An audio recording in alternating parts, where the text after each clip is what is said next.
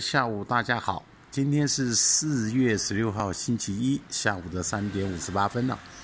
记者呢，你看现在在新生北路的碧祥修电动轮椅啊，因为电动轮椅电池坏掉了，跑不动了啊，换4个电动轮椅就加起来通通价值快9000块钱了啊，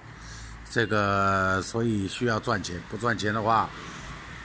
代步各工具也通通没有了。饭也不要吃了啊，可怜。那么这个今天呢，我们台湾539各位就放心的用，尾数碰尾数，各位尾数碰尾数。我们刚刚在那个新兴宫里面祈求我们土地公啊，然后希望3位碰7位能开出来啊，3位7位赚点小钱，然后补贴一下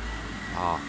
这个我们今天那个全车2个都在3位里面，也都在7位里面祝大家呢今天中奖。这是记者在碧祥修电动轮椅